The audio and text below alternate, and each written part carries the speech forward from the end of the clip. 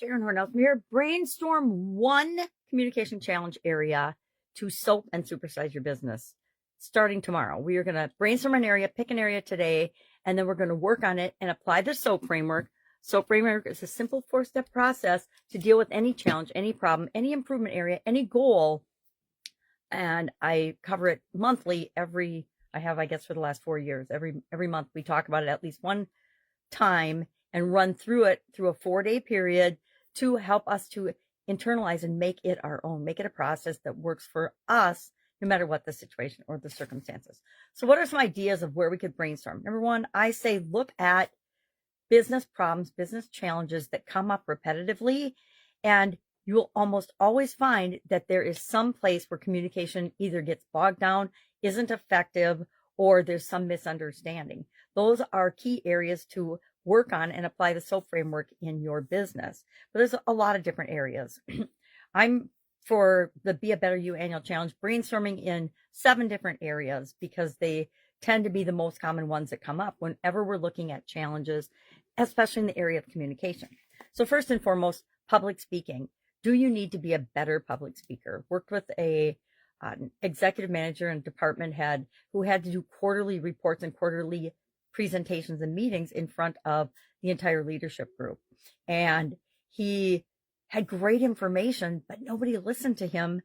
And he hated doing it because he spoke in a monotone. Well, when he took some coaching and practiced and applied some tools and strategies using the SOAP framework, that what he identified to do, he improved his speaking, stopped speaking in a monotone, and people started listening and engaging in his presentations every quarter, which helped to improve the results because he was getting more input and more buy-in to the direction his department was going. So public speaking is an important one, especially if you're in a leadership role of any way, shape, or form. And if you're watching me and you're the leader, the founder, the developer, the person driving, supersizing and growing your business, it definitely applies to you, right? We need to get buy-in from other people because we don't create change on our own. Interpersonal communications, maybe you're having a challenge with someone in your organization and you know that it's because they're a different style than you are, and you just need to find a way to communicate with them in a way that they understand. That's a big area, interpersonal communications. Written communication, other areas in your writing or your organization's writing that are unclear or that could use some improvement. A lot of times we have a mismatch across platforms, mismatch across different mediums. Our email and our brochures and our written communication might not be in alignment. So that's one of the fastest, easiest ways to improve is make sure everything is sending the same message and is on point for the people that you're trying to reach. Nonverbal communication, mastering body language. This is one I haven't really looked into much, but I absolutely positively know I need to. Digital communication, navigating the virtual world. Nowadays, you have to be able to navigate the virtual world as effectively, if not more effectively, than in-person meetings because so many things are going virtual and technological. A couple of groups that I've been involved with for a long time have and are doing their very last in-person events because they've realized that they can make 4 times more doing virtual events and they can reach 4 times more or 10 times more people. And the numbers just don't make sense to have in-person events anymore except in a smaller format and for more specific purposes. This is my favorite and will probably be the one I pick. I haven't decided yet. I haven't brainstormed my list today, but active listening, being a better listener, learning to listen to other people.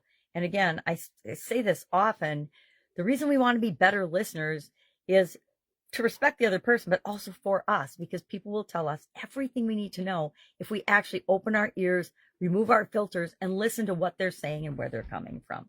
And finally, conflict resolution, which I don't know about you, but almost every business I've ever been involved in, every situation I've ever been involved in, every relationship I've ever been involved in, at some point there's going to be conflict.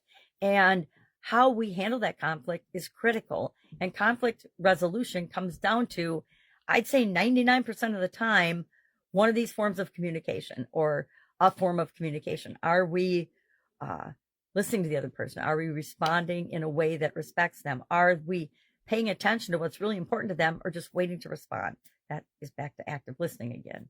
So pick an area for your business that you want to, a communication area that you want to see improvement in and that you have control over. You know, pick one that you actually can do something about. Don't pick something that requires other people to do it, because it'll take longer. You have to buy in and get time. And we just want you, I want you to test the SOAP framework and process out yourself and see how effective it is, so that then you will share it with other people and they can then apply it to the area you want to see them improve. Any questions? Hit me up. Otherwise, have an awesome day. Brainstorm, pick an area of communication, and we'll hop into the SOAP framework tomorrow to start improving it immediately. I want to say once and for all, but I've seldom found something that solves anything once and for all. All right. Have a great day. I'll be with you tomorrow.